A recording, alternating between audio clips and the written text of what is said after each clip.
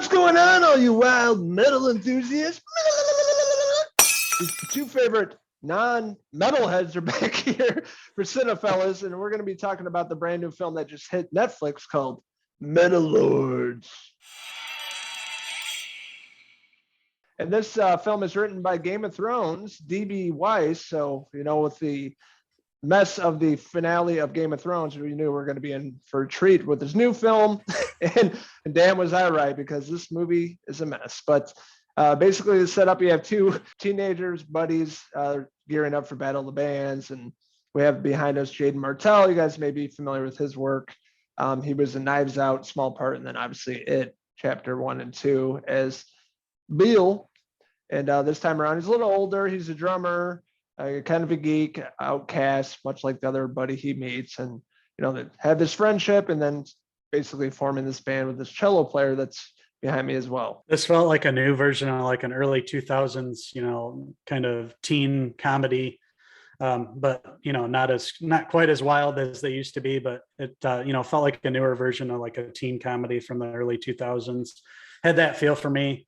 DB Weiss coming over from Game of Thrones, you mentioned, obviously gets shit for kind of effing up the last two seasons of Game of Thrones there, once they got past George R.R. Martin's work. But anyways, Netflix hired both him and, Benioff and Weiss to come over to Netflix and be, to make these films and TV shows, based on their success with Game of Thrones. So this is his first one. DB Weiss, the writer for this. Peter Sollett directed. And it's all about metal in this one. Hunter there with the face paint. He's the big metal enthusiast. He has this band. He's always, dreamed to go in big time. That's his, goal in life. He wants to be in a metal band. He wants to be the lead singer, lead guitarist, but he needs a drummer and he needs a bassist.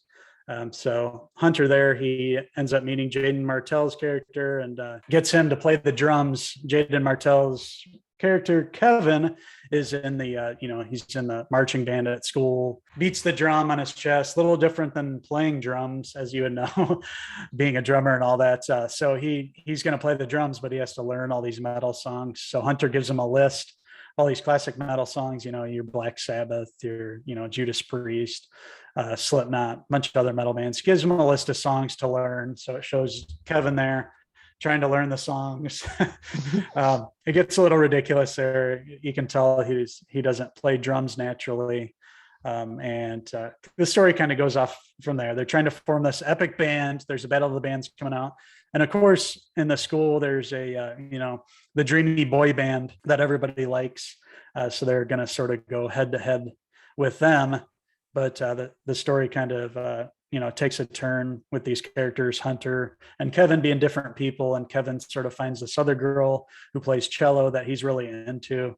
And him and Hunter kind of drift apart. Hunter gets in a lot of trouble. He doesn't have a great family life at home. So their relationship is kind of put in a strain there throughout the film. So there's a conflict within the band. And then it all leads up into the final battle of the band. Yeah, that's basically the gist of it. Hunter is, your typical rebellious teenager. His whole life revolves around metal, doesn't do drugs, doesn't drink.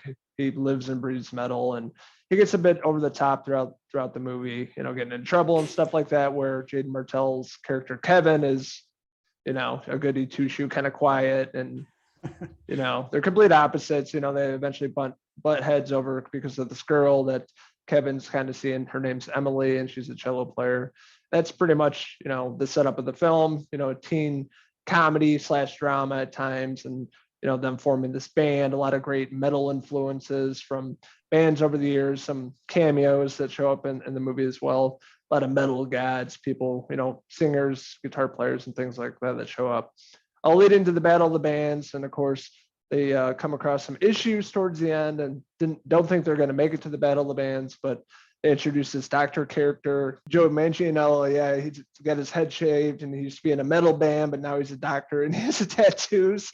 I thought that was probably the best part of the movie. It was his character, because Hunter's in this, I guess, rehab facility, and he's the doctor there, and Hunter's begging him to get out and let him get out to be in this Battle of the Bands. And the doctor's talking about how metal and bands destroyed his life and how he's an alcoholic. So trying to push him in the right direction, but Hunter's not having it. He wants to play music and get out of there. But the doctor's character, that was one of the more comedic characters of the movie. I love that part too.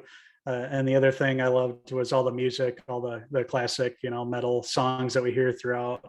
Just the influences. When I was younger, I was more into metal than I am now. But obviously, you have the classics, Black Sabbath. You get a lot of good music sprinkled throughout. But with that, being this kind of teen comedy, it's full of cliches. They don't do anything new with the story. We've seen this multiple times before. This is just from a perspective of a kid that likes metal. That's how they're rebelling in the movie. We've seen this story before, and you know what's going to happen. There's the three kids on the poster there. Throughout the whole movie, it's Kevin and Hunter's band. They're looking for the bassist. Of course, the celloist is going to come in at some point. She's going to put her own spin on everything, and at the end, you get the fully formed band with the three of them. And of course, they rock the Battle of the Bands world. It's nothing new. It's totally predictable. There's some moments that I laughed at, but overall, it just felt like we've seen this before. So nothing new. I expected a little bit more from DB Weiss. His first, There's your first problem work right for there. Netflix. Right.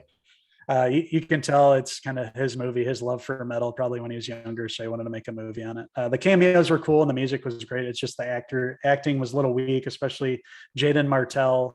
He's not a very good actor. I thought Hunter Adrian Greensmith did a better job as far as acting wise goes. Kevin Jaden Martell was definitely the weak link for me. I just didn't really care for his character. He was too much of a pipsqueak, didn't have any spine, and didn't believe any of his drum parts. It didn't really sell me that he was actually playing all those intricate metal songs. So, and that's ultimately how I felt about this movie. It wasn't bad by any stretch of the imagination. It just wasn't good, and that's something that I'm going to go back and watch. It wasn't a teen classic or anything like that. It was just sort of middle of the road for me. Yeah, I have to agree with you in all aspects you're talking about here. Nothing really is original about this. We're not getting a John Hughes coming of age teen movie. This is just a copy and paste of many hundreds of other movies, especially in the 90s, late 90s that we grew up with. There's really bad casting, I think, miscasting of Jaden Martell's character. He's a one-dimensional actor anyways. I liked him in It and a few other movies. I didn't really care for him. He's just kind of wimpy and you don't believe him in the character playing this drummer. Drummers are badasses like me. That are loud and rambunctious, and he was just kind of quiet and shy and didn't have a backbone, and the other guy just kind of walked all over him. So I don't know. I think it was just miscasting, and the Kevin's part didn't work. The other characters are pretty good, so like you said, some good music, throwbacks and some people that show up along the way, and the doctor's character is really cool. But the rest of the movie is just pretty forgettable, stale performances. They didn't really have any chemistry. It was just kind of a boring, forgettable movie that I won't rewatch ever again. So that being said, I'm going to give DB Weiss's Metal Lords 1 out of 5 Jaden Martell hair pieces. Ooh, scorching. I'll be a little nicer, full of cliches, nothing memorable, like the music and stuff. So I am going to give Metal Lords a 2.5 out of 5 Hunter hair pieces. So we're interested in hearing your wild metalheads thoughts on the brand new film Metal Lords that's on Netflix. What did you like about it? What didn't you like about it? Let us know in the comments below, and don't forget to hit subscribe. Also check out these wild rascals on our social media outlets, Facebook, Twitter, and Instagram, and our website, Cinephellas.com, for the latest, greatest TV movie news and reviews. Thanks for joining us tonight as we reviewed Metal Lords on Netflix from Uncle DB Weiss from Game of Thrones. Let's hope his next work on the network is a little better than this. I guess he had a love of metal here. This was his kind of passion project. Let's hope they come back with a little something better next time. Not awful, but not great. But we can respect some of the metal songs here, and you being a drummer, you know how intricate those songs and how awesome the drum work is. And I've seen you jam many a time, and the spirit of rock lives on even throughout a ho-hum kind of a movie like this was. Yeah. So that is it for our review of Metal Lords. I'd also like to throw in a quick shout out to Uncle Steve. Happy birthday, Uncle Steve, you old wild rascal, you. Happy birthday! Oh, bull. Until the next Cinephellas movie review, Uncle Henry and Uncle Logan have to go jam out. Cheers! Cheers!